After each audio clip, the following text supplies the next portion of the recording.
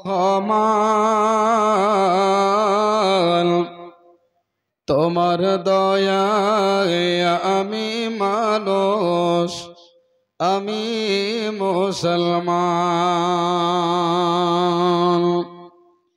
হে প্রভু রহমান তোমার দয়ায় আমি মানুষ, আমি মুসলমান।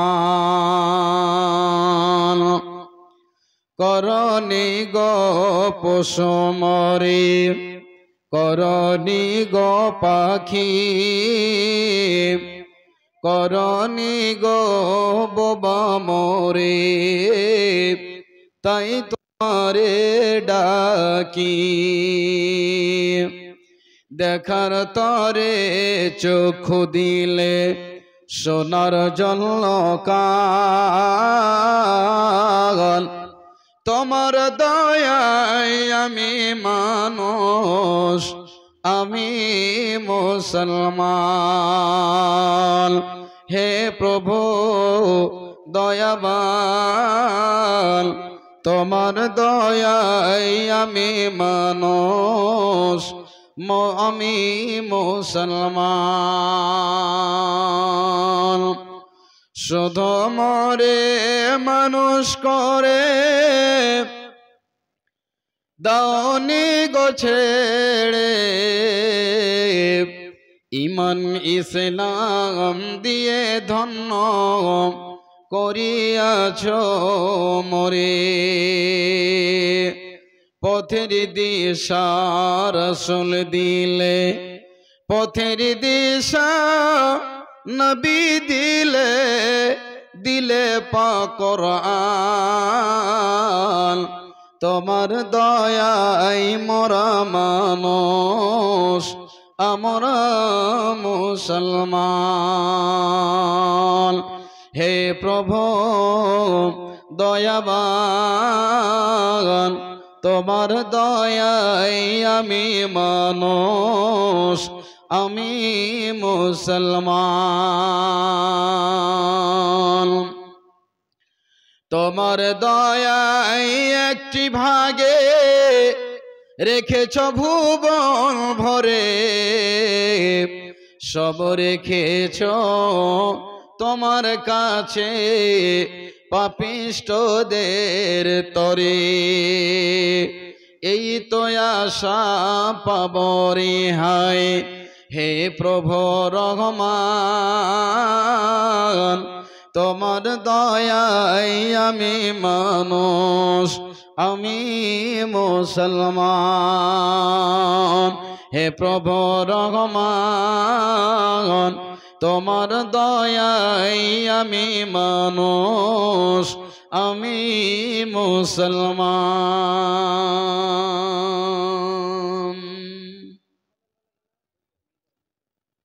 সম্মানিত আজকের সভার সুযোগ্য স্বনামধন্য সভাপতি সাহেব, উপস্থিত উলামায়ে কিরাম, মাশায়েখে ইজম, সামনে বসে থাকা দিন প্রিয়, ইসলাম প্রিয় আমার বয়স্ক আব্বাজানেরা, তরুণ যুবক ভাইরা, এক পাশে বসে থাকা আল্লাহ ওয়ালি মা ও বোনেরা, সকলকে জানাই আন্তরিক সালাম, শুভেচ্ছা, অভিনন্দন, ভালোবাসা। সকলেই আমার সালামের উত্তরটা দেবেন, আসসালামু আলাইকুম ওয়া রাহমাতুল্লাহ। সর্বাগ্রে মহামনিবের দরবারে জানাই লাখো কোটি শুকরিয়া, যে মহান রব প্রতি বছরের নেই মাদ্রাসা প্রাঙ্গণে বাৎসরিক আয়োজিত ধর্মীয় সভায় বক্তা, শ্রোতা, কমিটি সকলকে একত্রিত হওয়ার তৌফিক এনায়াত করেছেন। সে আল্লাহর প্রশংসা করে শেষ করা যায় না, যে মহামনিব আমার আপনার সারা বিশ্বের খালেক ও মালিক, যার হাতে আমার আপনার সুখ দুঃখ হাসি কান্না, যে মহান আল্লাহ রাব্বুল আলামিনের আদেশে পূর্ব দিকে সূর্য উঠে পশ্চিমে ডোবে, তিনি হচ্ছেন আল্লাহ। যার প্রশংসা করে শেষ করতে পারবো না, তবে আল্লাহকে খুশি করার উদ্দেশ্যে, আল্লাহর বড়াই বয়ান করার উদ্দেশ্যে আমরা সকলেই প্রাণ খুলে মন ভরে মন উজাড় করে আল্লাহকে খুশি করার জন্য সকলে বলুন আলহামদুলিল্লাহ। এতগুলো শ্রোতা, এতগুলো সংখ্যায় মানুষ, ভাই একবার আল্লাহর নামটা এমন ভাবে নেন যাতে আল্লাহ আমাদের প্রতি রাজি ও খুশি হয়ে যান। মোহাব্বতের সাথে একবার সকলে বলে উঠি আলহামদুলিল্লাহ। অতঃপর দরুদ ও সালাম, শান্তি রহমত বর্ষিত হোক প্রিয় নবী, দয়ার কান্ডারি, এতিমের বন্ধু, ইমামুল মুরসালিন, খাতামুন নবিয়্যিন, রাহমাতুল লিল আলামিন জনাবে মুহাম্মদ রাসূলুল্লাহ সাল্লাল্লাহু আলাইহি ওয়াসাল্লাম। আল্লাহুম্মা সাল্লি আলাইহি, আল্লাহুম্মা বারিক আলাইহি। সম্মানিত শিক্ষিত দিনী ভাইরা, আমি আপনাদের সম্মুখে পবিত্র কোরআন থেকে দুইখানা আয়াত তেলাওয়াত করেছি এবং একটি হাদিসে কুদসি আমি আপনাদের সামনে সবেমাত্র পাঠ করলাম। এই আয়াত ও হাদিসকে ইনশাআল্লাহ আমি সামনে রেখে, আমার সংক্ষিপ্ত আলোচনা রেখে আপনাদের কাছ থেকে আমি বিদায় সমাপনে নেব। আমার মাবুদের কাছে প্রথমত প্রার্থনা, ইয়া রব ইয়া লাহাল আলামিন, আল্লাহ আমাকে সঠিক হাদিস ও কোরআনের আলোকে আলোচনা করা তুমি তৌফিক দান করো। আল্লাহুম্মা আমিন, ওয়া মা তৌফিকি ইল্লা বিল্লাহ। সম্মানিত দিনী ভাইরা এবং মা ও বোনেরা, এতক্ষণ পর্যন্ত আপনারা চেঁচামেচি করলেন, কথা বললেন, মার্কেট করলেন, অবাধ ঘোরা ফেরা, মহিলা পুরুষ একই সঙ্গে। এবার রাত অনেক হতে আসছে, এই জন্য আপনাদেরকে আমি আবার নতুন ভাবে দাওয়াত দিচ্ছি। আপনারা এসে মূল্যবান টাইমকে, সময়কে কাজে লাগার চেষ্টা করুন।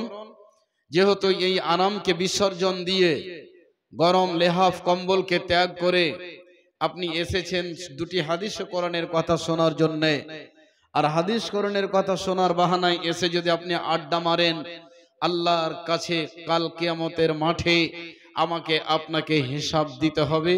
আল্লাহ সেদিন ছাড়বেন না।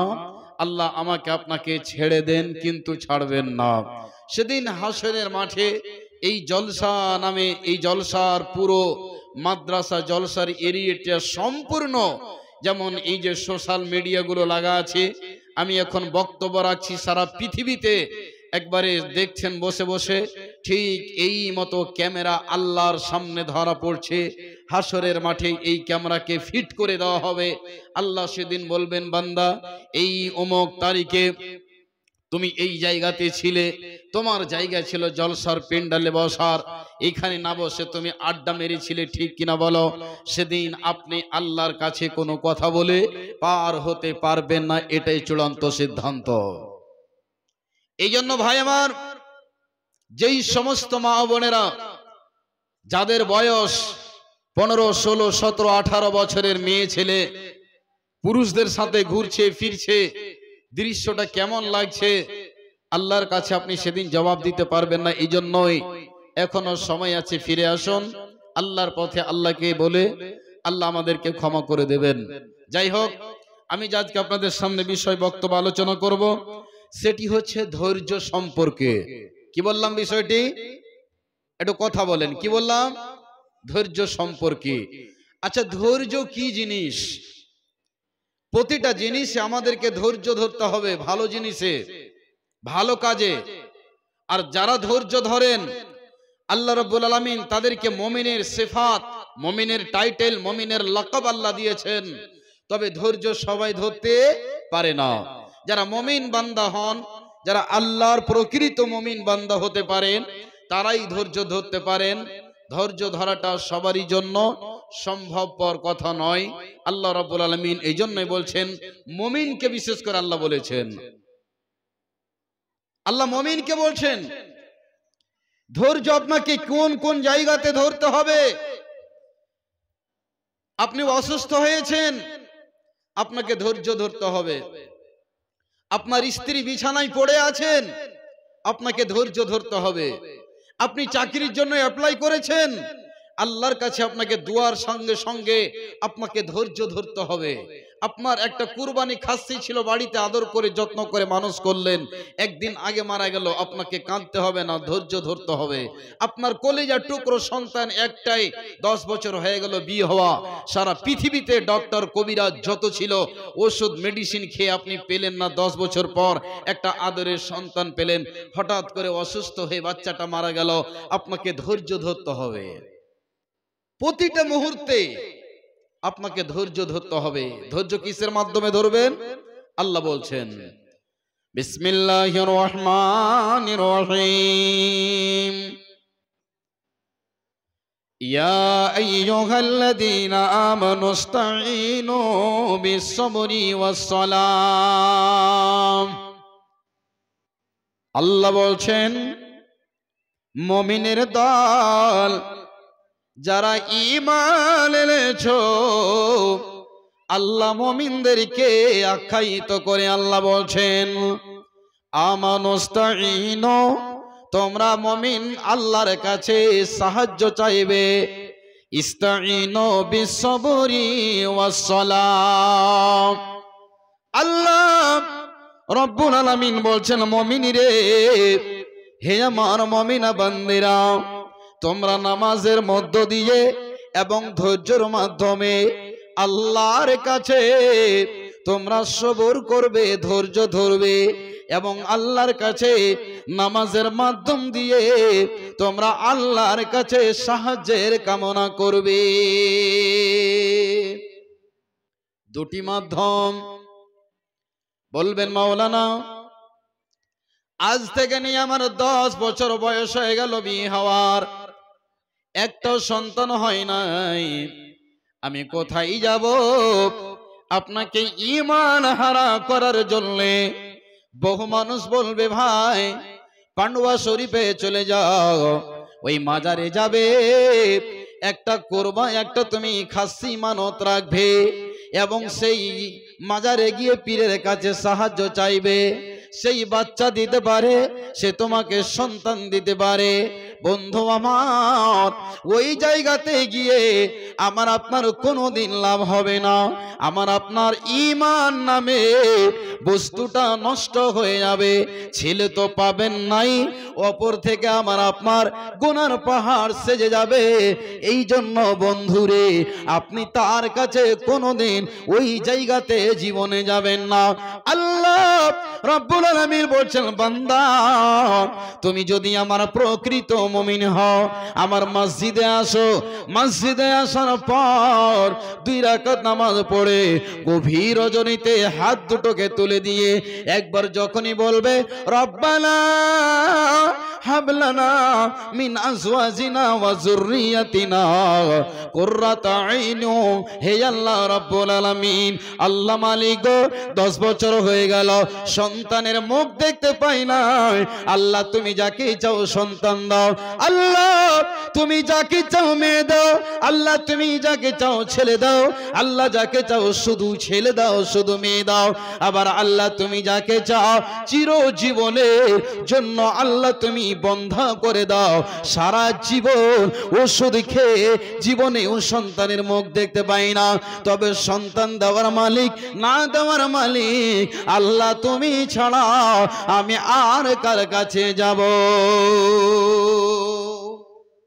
আল্লাহর কাছে আপনি দরখাস্ত দেন, আর এই দোয়াটা আপনি বলেন রব্বি হাবলি মিনাস সলিহিন, রব্বানা হাব লানা মিন আজওয়াজিনা ওয়া যুররিয়াতিনা কুররাতা আইনি ওয়াজআলনা লিল মুত্তাকিনা ইমামা। এই বলে আপনি দোয়া করেন। ভাই আমার, বন্ধু আমার, মা আমার, বোন আমার, আপনার ঈমানকে নষ্ট করে দেওয়ার জন্য বহু রকমের আপনার কাছে মেসেজ আসবে, অফার আসবে। তাই বলে মা রে, জীবনে কোনোদিন এইরকম ঈমানকে বিক্রি করতে যাবেন না। আল্লাহর ওয়াপিস হলো মসজিদ, নামাজ পড়ে 2 রাকাত আল্লাহর কাছে হাত তুলে যখনই বলবেন, আল্লাহ বলবেন বান্দারে, আমি তো রহমান, আমি তো ক্ষমাশীল, আমি তো অতি দয়ালু, আমি আল্লাহ, তুমি আমার কাছে চাইবে আর আমি আল্লাহ তোমাকে না দিয়ে থাকতে পারবো না। একবার বলুন আলহামদুলিল্লাহ। একটা হয়ে গেল। নাম্বার 2, ধৈর্য কাকে বলে? মা আমার, বোন আমার, পৃথিবীতে কত মা এমন রয়েছে যখনই কোনো অসুস্থ হয়ে যায় তখনই দেখবেন মারা বেশি করে আল্লাহর কাছে ছোট ছোট অল্প জিনিসে তারা মৃত্যুর কামনা করে। আল্লাহ, সবারই মৃত্যু হয়, আমার কেন মৃত্যু হয় না? বলে কি বলে না বাপজানের আমার?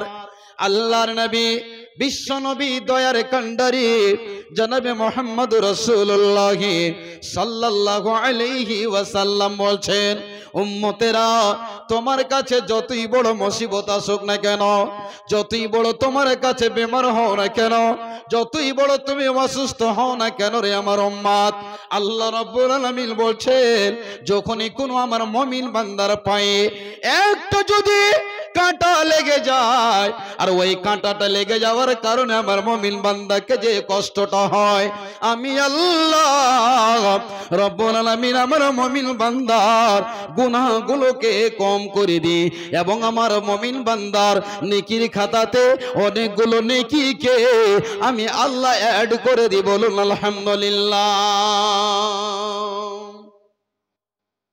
কতগুলো মানুষ দেখবেন, মানুষ যখন অসুখে পড়ে, সে যদি একজন যোগ্য আলেমে দ্বীন হন বা হাজী সাহেব হন, পরেজগার নামাজি মানুষ হন, যদি অসুখ পড়ে মানুষ খারাপ খারাপ কমেন্ট করে না ভাই? বাপজানেরা বলে না, এই লোকটা যে কি দুনিয়াতে পাপ করেছিল মানুষকে, এই লোকটাকে আল্লাহ মানুষের সামনে এটা প্রকাশ করে দিয়েছে। বলে কি বলে না? আল্লাহ দেখাইছে মানুষের সামনে। ভাই আমার, বন্ধু আমার, আল্লাহর নবী, বিশ্ব নবী বলছেন, উম্মতের দল, তুমি রাস্তায় চলছো, চলতে চলতে একটা যদি গিট্টিতে বা পাথরে বা ইটে বা কোনো জায়গায় তোমাকে আঘাত লেগে যায়, উঝট লেগে যায়, তোমাকে যে কষ্ট হলো এর বিনিময়ে আল্লাহ তোমাকে নেকি দান করবে। বন্ধু আমার, মা বোন আমার, যখনই কোনো মুসিবত আসবে তখনই আমাকে আপনাকে একটা দোয়া পড়তে হয়। আল্লাহর কোরআন বলছেন, আল্লাহ বলছেন, ইদা আসাবাতুহুম মুসিবা ক্বালু ইন্না লিল্লাহি ওয়া ইন্না ইলাইহি রাজিউন। এই দোয়াটা আমরা কখন পড়ি বাপজান বলেন তো? যখন কোনো মানুষ মারা যায় তখন আমরা এই দোয়াটা পড়ি, তাই তো? কিন্তু আল্লাহ বলছেন, ইদা আসাবাতুহুম মুসিবা, যখনই তুমি মুসিবতগ্রস্ত হবে, শুধু মানুষ মরলেই এটা মুসিবত নয়, তোমার মা মরেছে এটাই মুসিবত নয়, তোমার বাবা মরেছে মুসিবত নয়, তোমার আব্বা মালদা যাচ্ছিল, রাস্তাতে অ্যাক্সিডেন্ট হয়ে পাটা ভেঙে গেল, এটা একটা মুসিবত কিনা বাপজি বলেন তো? যখনই আপনাকে ফোন করে বলবে, ভাই আব্দুল্লাহ, তোমার আব্বা এই মালদা এখানে অ্যাক্সিডেন্ট হয়ে গেছে, পা ভেঙে গেল, আমরা হসপিটালে নিয়ে গেলাম অ্যাম্বুলেন্সে করে, আপনাকে আমাকে বলতে হবে ইন্না লিল্লাহি ওয়া ইন্না ইলাইহি রাজিউন। এই দোয়াটার অর্থ হচ্ছে এটা, ইন্না, নিশ্চয়, লিল্লাহি, যাহা কিছু হচ্ছে আল্লাহর জন্য, আল্লাহর পক্ষ থেকেই হয়। ভাই আমার, বন্ধু আমার, আমার আল্লাহ বলছেন, ইদা আসাবাতুহুম মুসিবা, যখনই তোমার কোনো মুসিবত আসবে তখন তুমি কি বলবে? ক্বালু, তোমরা বলো, ইন্না লিল্লাহি ওয়া ইন্না ইলাইহি রাজিউন। আচ্ছা, আপনার আব্বা 10 বছর থেকে প্যারালাইসিসের অসুখে পড়ে আছে, এটা মুসিবত নয়? একটু হ্যাঁ না বলেন, মুসিবত কি না? মুসিবত। আপনি এমন একটা বিজনেস করেছিলেন, আপনার গোডাউনে আগুন লেগে গেল, গোডাউনটা জ্বলে পুড়ে শেষ হয়ে গেল, একটা মুসিবত কি না? আল্লাহ বলছেন, বান্দারে, যখনই মুসিবত আসবে তখনই তোমরা ইন্না লিল্লাহি ওয়া ইন্না ইলাইহি রাজিউন পড়বে। তবে আল্লাহ বলছেন, বান্দা, তোমরা খবরদার ওই বিপদের সম্মুখীন যে হয়েছে তাকে তোমরা খারাপ কমেন্ট করবে না। এই লোকটা জীবনে বড় পাপ করেছে, এই লোকটা ওর জমিনকে দাবিয়ে নিয়েছে, ওই লোকটা তার টাকা মেরে নিয়েছে, এই জন্য আল্লাহ হয়তো তাকে দুনিয়াতে দেখাচ্ছেন। বন্ধুরে, আল্লাহ রাব্বুল আলামিন বলছেন, বান্দা যদি কোনো মানুষকে কোনো অসুখ হয়, তবে আমি আল্লাহ এই দুনিয়াতে তাকে সাজা দিয়ে গুনাহগুলোকে মাফ করিয়ে দিই। বলুন সুবহানাল্লাহ। বন্ধু আমার, যদি কোনো নামাজি মানুষ, যদি কোনো আলেমে দ্বীন, যদি কোনো অসুস্থ পড়ে থাকে, যদি কোনো একজন আমার আম্মা জান হয়তো হজ করে এসেছেন, বা আলেমের স্ত্রী আল্লাহ ওয়ালি মুমিনা পরেজগার প্রতিদিন তাহাজ্জুদে নামাজ পড়ে, কোরআন তিলাওয়াত করে, আর যদি সে মা বিছানায় পড়ে আছে, অথচ আল্লাহকে বলছে রব্বুল আলামিন তুমি আমাকে সুস্থতা দাও, আল্লাহ তুমি আমাকে ভালো করে দাও। মা বোন আমার, আল্লাহর নবী বলছেন, হে আমার উম্মতের দলেরা শুনে নাও, তুমি যত বড় মুসিবতের সম্মুখীন হবে কোনদিন মৃত্যুর কামনা করবে না। মা বোনদের এটা অভ্যাস। আল্লাহ সবারই মরণ হইছে, আল্লাহ আমার কেন মুখ ঢেকে লাই না, এ কথাটা বলে কি বলে না? বলে। আল্লাহ বলছেন তোমরা মৃত্যুর কামনা কোনদিন করবে না। তোমার কাছে মুসিবত এসেছে, তোমাকে কি বলতে হবে? আল্লাহর নবী বিশ্ব নবী বলছেন, মা বোনেরা আমার হাদিসটা ভালো করে শুনে যাবেন। আপনার ছেলে অসুখে পড়ে আছে, আপনার কলিজার টুকরো মারা গেল, আপনার আব্বা মারা গেছেন, স্বামী মারা গেল, আপনি বিধবা হয়েছেন, মারে আল্লাহকে বলেন, আল্লাহুম্মা আজরিনি ফি মুসিবতি ওয়া আখলিফলি খায়রাম মিনহা। রব্বুল আলামিন আমার কাছে যেই মুসিবত আল্লাহ এসেছে, আল্লাহ তুমি এর উত্তম প্রতিদান আল্লাহ তুমি আমাকে দিও। মা আমার, বোন আমার, অল্প জিনিসের জন্য অতিষ্ঠ হতে হবে না, অধৈর্য হতে হবে না। ধৈর্যের বড় দাম আছে। মানুষ একটা কথা বলে, হ্যাঁ ওই লোকটাকে কি তুই পারবি না? ওই লোকটাকে চাইলে তো তুই একটা ঝটকাতেই সুচিয়ে দিতে পারিস, এমন একটা কেস করে দে, এমন একটা করে দে, থানাতে গিয়ে জিটি করে দে, আর বুনবুনি ঠান্ডা হয়ে যাবে। তুই চাইলে তো হবে, কিন্তু ধৈর্য ধরতে হবে। একটা কথা বলে, প্রবাদ বাক্যে আছে, ধৈর্যের মহাগুণ লোকে বলে ঢিলা। বলে কি বলে না? ধৈর্যের মহাগুণ লোকে বলে ঢিলা। আপনি করছেন না বলে বলছে লোকটা কত ঢিলা হে, কিন্তু আপনি ধৈর্য ধরবেন, আল্লাহ আপনাকে ফল অবশ্যই দিবেন, এর প্রতিদান আপনি হাসরের মাঠে পাবেন।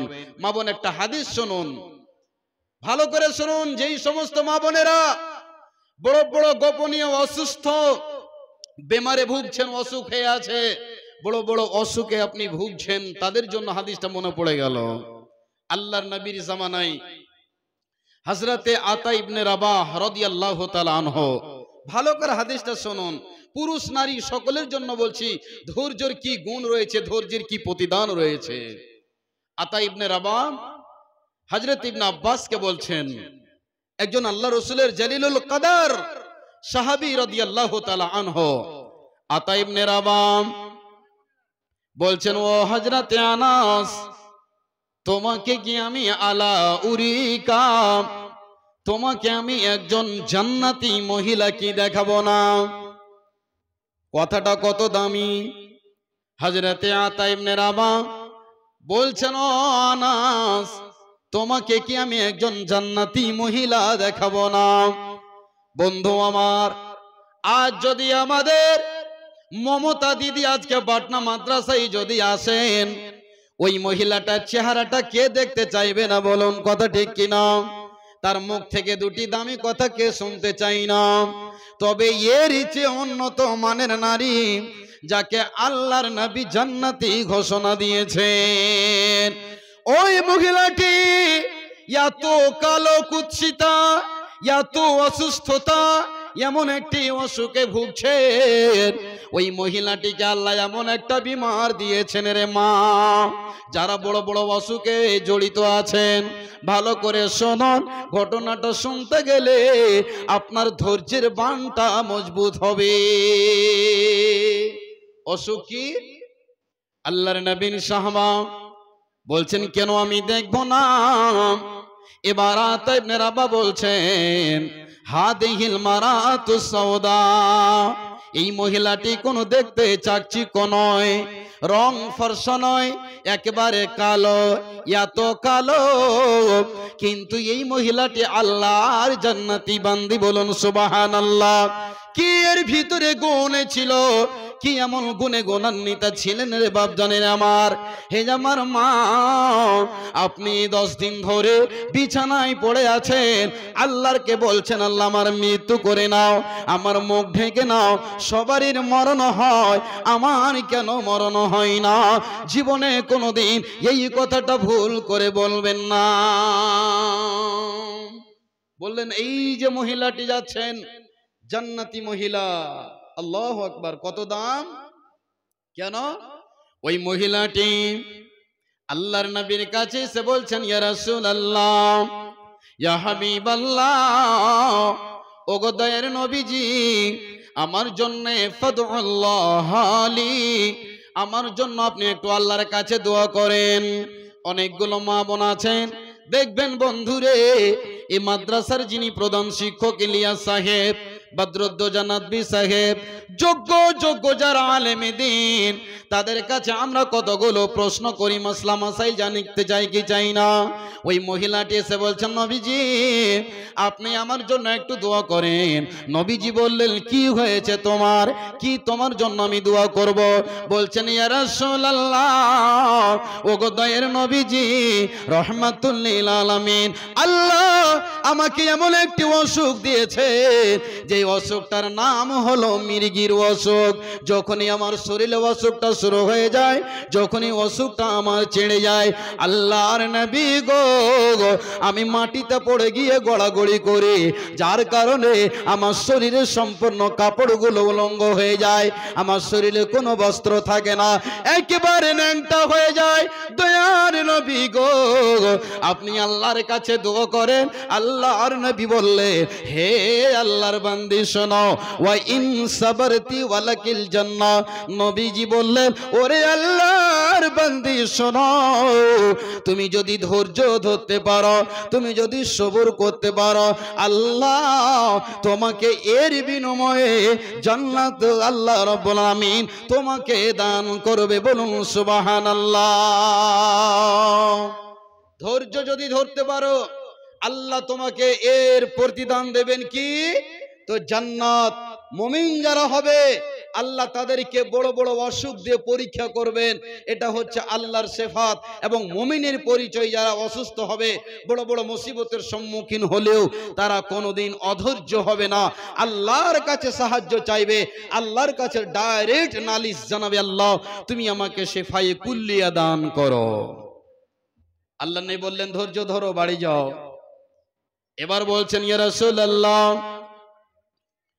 দয়ার নবী গো, এর চাইতে পৃথিবীতে আর কি বড় খুশির সংবাদ হতে পারে? এর চাইতে বড় শুভ সংবাদ আর কি হতে পারে? আমি একজন কালো মহিলা, আমি একজন গরিব ঘরের মেয়ে, আর আল্লাহ যদি আমাকে জান্নাতের প্রতিদান দেন, তবে আমি আর এই অসুখ থেকে ভালো হতে চাই না। কিন্তু দয়ার নবী গো, আর একটা আপনার কাছে আমি দরখাস্ত জানাই, আল্লাহর কাছে আপনি আমার জন্য দোয়া করেন। সেই দরখাস্তটা হলো কি? ওয়া ইন্নী আতাকাশফা ইয়া রাসূলুল্লাহ, দয়ার নবী গো, যখনই অসুখটা আমার শুরু হয়ে যায়, তখনই আমি মাটিতে গড়াগড়ি করি। বন্ধু আমার, আল্লাহর নবীজি আমার জন্য দোয়া করেন, যাতে এর পরে আমার শরীর থেকে কাপড়গুলো আর খসে না যায়, আমি যেন উলঙ্গ না হয়ে যায়। আল্লাহর নবী, বিশ্ব নবী বললেন ঠিক আছে রে আল্লাহর বান্দি, যাও যাও, আমি আল্লাহর কাছে তোমার জন্য দোয়া করলাম, তোমার আর আগামী দিনে কোনোদিন শরীর থেকে কাপড়গুলো খসবে না, তবে কিন্তু ধৈর্য ধরো, আল্লাহ এর প্রতিদান, আল্লাহ তোমাকে জান্নাত দান করবে। একবার বলুন সুবহানাল্লাহ।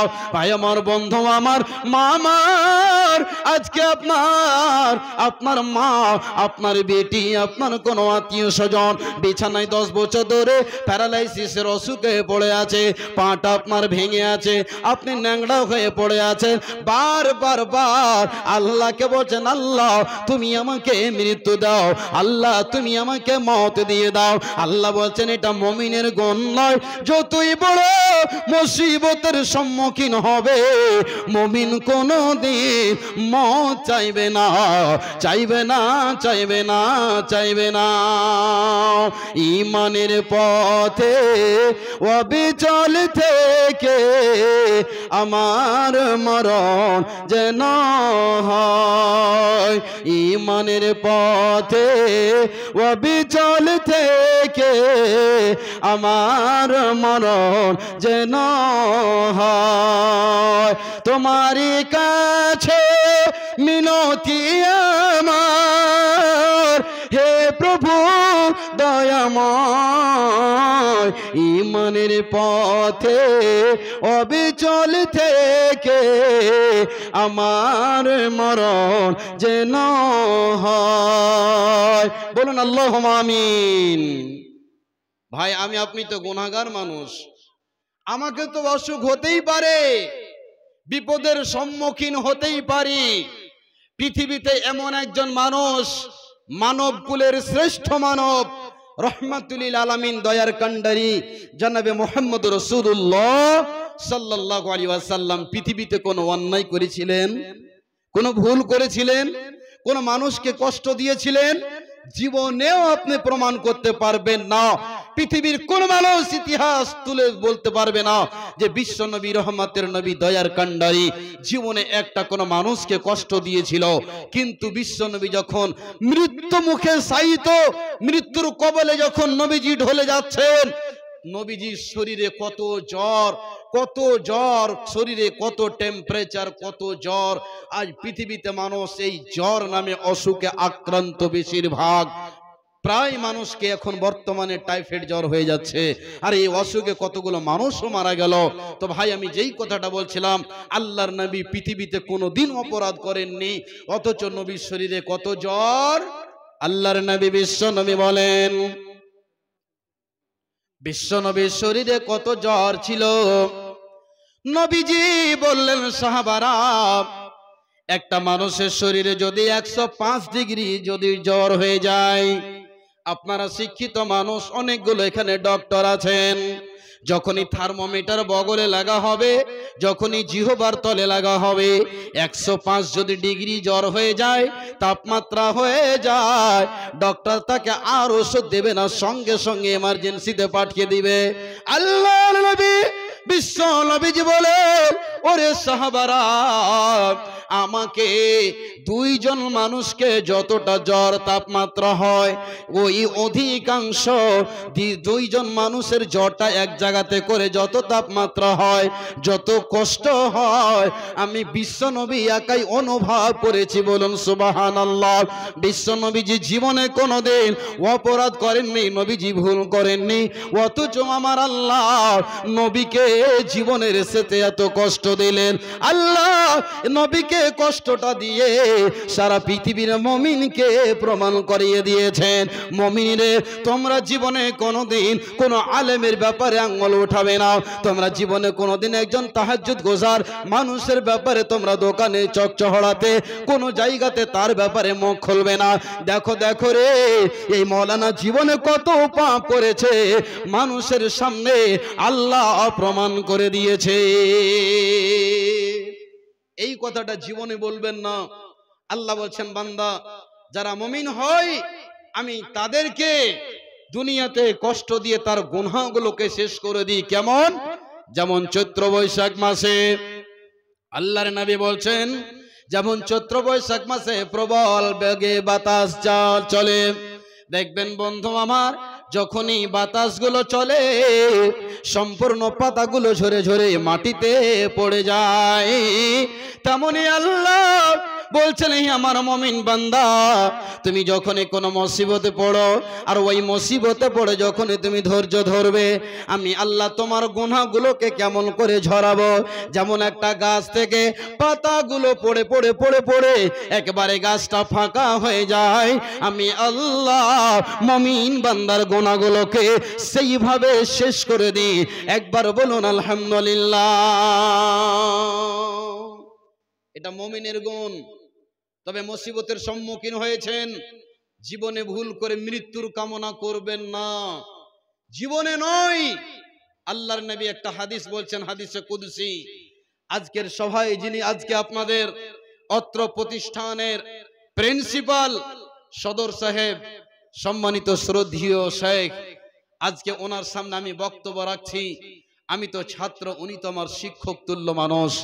যেমন শেখ মুজাম্মিল হক সাহেব আমার শিক্ষক, যেমন নাদবী সাহেব, বদরুদ্দোজা সাহেব, আজকে শ্রদ্ধেয় যিনি প্রিন্সিপাল, ওনাকে আমি সব দিন চিরদিনই আমার একটা অভ্যাস, আমার চাইতে যারাই সিনিয়র তাদেরকে শ্রদ্ধে, তাদেরকে শিক্ষকের সমতুল্যে আমি তাদেরকে চোখে দেখি এবং আদব করে কথা বলি।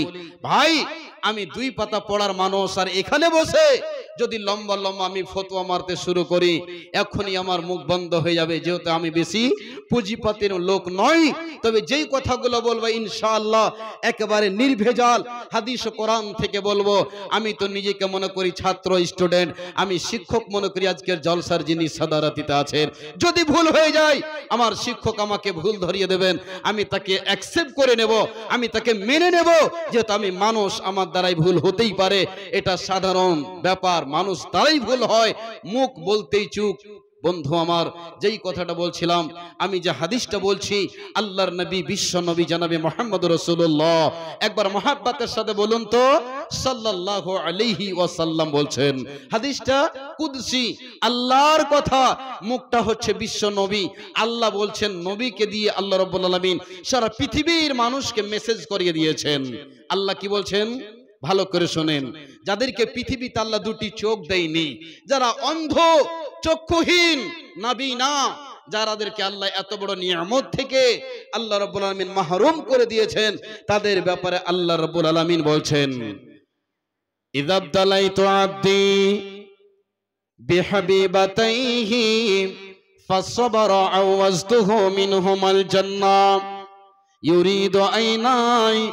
আল্লাহর নবী বিশ্ব নবীজি বলছেন, আল্লাহ তাবারক ওয়া তাআলা বলেন, সারা পৃথিবীর বান্দারেরা, সারা পৃথিবীর বান্দা বান্দিরা শোনো, যাদেরকে আমি আল্লাহ 2টি চোখ থেকে মাহরুম করে দিয়েছি, 2টি চোখ থেকে আমি আল্লাহ যাকে আমি 2টি চোখ কেড়ে নিয়েছি, অর্থাৎ আমি অন্ধ করে দিয়েছি, আল্লাহ রাব্বুল আলামিন বলছেন ফাসবারা আওয়াজতুহু, সেই বান্দা যদি আমার সবর করে, ধৈর্য ধরে, বন্ধু আমার 2টি চোখের কত দাম, যদি যাদের চোখ নাই তাকে গিয়ে জিজ্ঞাসা করবেন। ভাই আমার, বন্ধু আমার, যাদের 2টি চক্ষু নেই তাকে গিয়ে জিজ্ঞাসা করুন, কত না মনের ভিতরে ব্যথা, মনের ভিতরে কত বেদনা। যখনই মার্কেট থেকে আসে আব্বা, যখনই ট্রেন থেকে ভিক্ষা করে আসে আব্বা, যখনই ওই আব্দুল্লাহ নামে, আব্দুর রহমান নামে, মিন্টু, রিন্টু, সিন্টু নামে ছেলেটা আব্বা বলে গলাকে জড়িয়ে ধরে, আব্বা কি নিয়ে এসেছো, ব্যাগ চেক করে, তখন বাপের বুকটা চচ্চড় করে ফেটে যায়, তখন চোখ দিয়ে ঝরঝর করে অশ্রু বের হয়ে যায়। বন্ধুরে, এই জন্য তার চোখ দিয়ে পানি ঝরে যায়।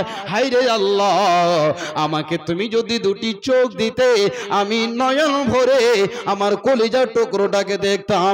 আজকে আমার কলিজার টুকরো মুখখানা কেমন দেখতে পাই না, চোখে হাত বোলায়, গালে চুমা দেয়, কিন্তু ওই অন্ধ মানুষটা ওই যে নিজের সন্তানের চোখ চেহারাকে দেখতে পাই না। আল্লাহকে বলে, আল্লাহ রব্বুল আলামিন গো, আমি তোমাকে আল্লাহ তোমার ব্যাপারে আমি কোনো অভিযোগ জানাই না, আমি কোনো অভিযোগ দায়ের করি না। রব্বুল আলামিন যদি আমার দুটি চোখ থাকতো আল্লাহ মন ভরে নিজের বিবির মুখখানা দেখতাম। মায়ের মুখ দেখতে পাই না, ছেলের মুখ দেখতে পাই না। যেদিন অন্ধ বাপ নিজের বেটির বিয়ে দিয়ে বিদায় করবে, আমরা আমাদের প্রথা আছে বন্ধুরে, বিয়ের আগা দিন আমরা কি করি, মেয়ে ও ছেলেগুলোকে থোবড়া আমরা খাওয়াই কি খাওয়াই না? খাওয়াই তো। আচ্ছা, আপনাদের শামসি এলাকাতে বাটনা এরিয়াতে থুবড়া খাওয়া সিস্টেম আছে ভাই? আছে, অবশ্যই আছে, আমি জানি। তো সবাই পালা পালা করে খাওয়ায় আর টাকা লাই। আচ্ছা বলেন, যদি ওই মেয়ের বাপটা অন্ধ হয়, যেদিন জীবনে কোনোদিন এমন একটা মনের ভিতরে ব্যথা বেদনা, সবাই খাওয়াচ্ছে থোবড়া, আদর করে মেয়ের মুখে দিচ্ছে, এবারে কেউ বলছে মেয়ের বাবাকে ডাকো, হাফিজ সাহেবকে ডাকো। বন্ধুরে, ঠান্ডার দিলে কম্বলের ভিতরে মুখ গুজে অন্ধ বাবা ঝরঝর করে কাঁদছে, আর মেয়েরা ঝাঁকেরে ঝাঁকে গীত গাইছে, সব খাওয়াচ্ছে। যখনই ডাকা হয়েছে হাফিজ সাহেব আপনার মেয়েকে কি আপনি থোবড়া খাওয়াবেন না, তখন কুক ছেড়ে কেঁদে বলছে, ভাই রে আমাকে তোমরা বাধ্য করিও না, যার মুখে আমি থোবড়া তুলিয়ে দেব সেই মেয়েটার মুখ কি আমি দেখতে পাই? মেয়ের মুখটা দেখতে যদি না পাই তবেই আমার মুখখানা, আমার হাতখানা আমার মেয়ের মুখে যাবে কি যাবে না কে ধরবে? ভাই আমার, বন্ধু আমার, যখনই অন্ধ বাপ ওই মেয়ের মুখে খাবারটা দিতে যায়, মুখে যায় না, ওই মেয়ে আদর করে অন্ধ বাপের হাতটাকে টেনে নিয়ে মুখে দিয়ে দেয়। তখন ঝরঝর করে চোখ দিয়ে অন্ধ মানুষটা চোখ দিয়ে পানি বয়ে যায় কি যায় না? আল্লাহর নবী বলছেন, উম্মতিরা রে, যদি এই মুসিবতের সম্মুখীন হও আর তোমরা যদি ধৈর্য ধরতে পারো, সেই নারী হোক পুরুষ হোক, যদি আল্লাহকে বলে আল্লাহ এর প্রতিদান তুমি আমাকে হাসরের মাঠে আল্লাহ দিও, আল্লাহ বলছেন বান্দারে ধৈর্য ধরো, সবর করো, আমি আল্লাহ তোমাকে এর প্রতিদান, এর চেয়ে উত্তম প্রতিদান দেব। এই যদি ধৈর্য ধরতে পারে একজন অন্ধ মানুষ, আল্লাহ কি দিবেন? কিয়ামতের মাঠে আল্লাহ সেদিন ওই অন্ধ মানুষটাকে ডাকবেন, এই আমার বান্দা, বলো তোমার কোন মনের ভিতরে ব্যথা বেদনা আছে নাকি বলো? সেদিন বলবে রব্বুল আলামিন, আল্লাহ আমি একটা আপনাকে কথা জানাতে চাই, আল্লাহ বড় নিয়ামত থেকে আমাকে মাহরুম করে দিয়েছিলেন, আল্লাহ আমি অভিযোগ জানাইনি, রব্বুল আলামিন গো আমাকে আপনি আজকে যা দেবেন এর প্রতিদান আপনার খুশিতে মনে।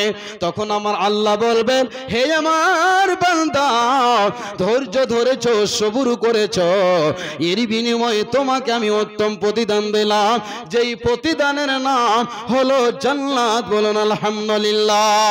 ওই বান্দা আল্লাহর শুকরিয়া আদায় করবে, আল্লাহ তাবারক ওয়া তাআলা তাকে আর অন্ধ করে জান্নাতে দেবেন না, দুটি চোখ দেবেন, জান্নাতের দৃশ্যগুলো দেখে আল্লাহ শুকরিয়া আদায় করবে। একবার বলুন আলহামদুলিল্লাহ।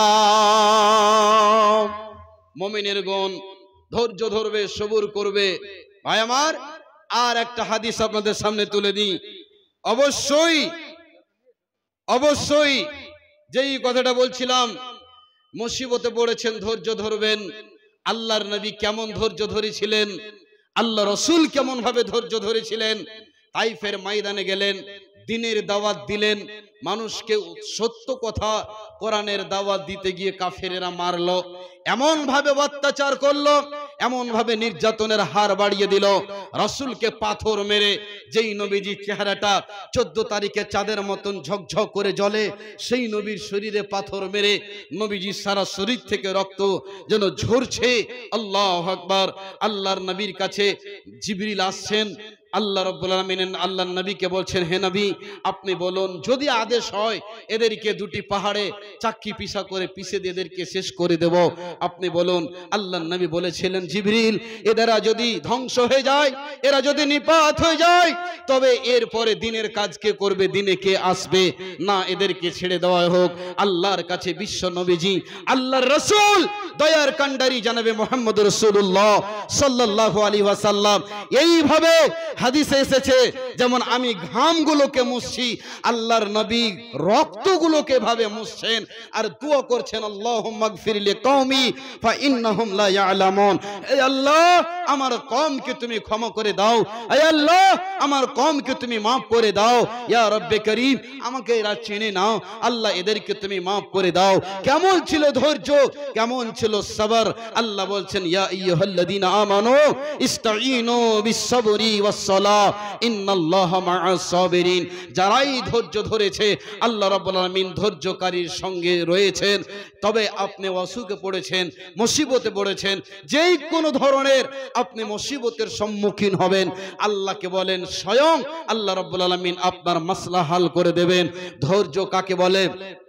সম্মানিত দিনী ভাই, আমি একটা কথা বলে দিই, এখন ওই অসুখগুলো পৃথিবীতে এখন নেই, যেই অসুখগুলো আজ থেকে 20 বছর 30 বছর আগে ছিল, যাকে হাদিসের ভাষায় তাউন বলা হয়, এবং আমরা নিজের ভাষায় তাকে বলি কি, কলেরার অসুখ। যখনই গ্রামে ঢুকতো, এলাকা এলাকা মানুষ মরতো, একজন জানাজা হয়নি আরেকজন মরে গেল। তবে আল্লাহর নবী বলছেন, যদি এইরকম অসুখ ঢুকে যায় তবে তোমরা সেখানে ধৈর্য ধরবে। মুমিনের জন্য হচ্ছে রহমত, মুমিনের জন্য হচ্ছে দয়া। এই অসুখে যদি কেউ মারা যায়, আল্লাহ রাব্বুল আলামিন তাকে শহীদের দরজা দেবেন। আর যারা গুনাহগার তাদের জন্য এটা হচ্ছে আযাব। সম্মানিত দিনী ভাই, নবীজি বলছেন, যেই গ্রামে অসুখ থাকবে ওই গ্রাম থেকে অন্য গ্রামে তুমি যাবে না, বা শুনছো যে পাটনা গ্রামে অসুখটা ঢুকেছে, অমুক গ্রাম থেকে অমুক গ্রামে তুমি যাবে না। এটা আল্লাহ রসুলের বার্তা। সম্মানিত দিনী ভাই, আমি যে কথাগুলো বলছিলাম, যত বড় মুসিবতের সম্মুখীন হবেন আল্লাহর কাছে দোয়া করবেন, আল্লাহকে বলবেন, আল্লাহ তুমি আমাকে শেফায়ে কুল্লিয়া দান করো, আল্লাহ আমাকে তুমি সম্মানের মৃত্যু দাও, আল্লাহ তোমার কাছে আমার বেঁচে থাকা যদি ভালো হয় তো আল্লাহ আমাকে তুমি বাঁচিয়ে রাখো, আর আমার মৃত্যু তোমার কাছে যদি ভালো হয় তবে আল্লাহ তুমি আমাকে মৃত্যু দাও। তবে জীবনে কোনোদিন মৃত্যুর কামনা করবেন না। অসুখে বিসুখে পড়েছেন, আল্লাহ রাব্বুল আলামিন আমাদের সকলকে শোনা ও বলার চেয়ে বেশি বেশি আমল করার তৌফিক দান করেন, বেশি বেশি করে ধৈর্য ধরার তৌফিক দান করেন। আমিন, আল্লাহুম্মা আমিন। যাই হোক, এখান থেকে আমার বক্তব্য শেষ করলাম। যদি ভাষাগত ত্রুটি হয়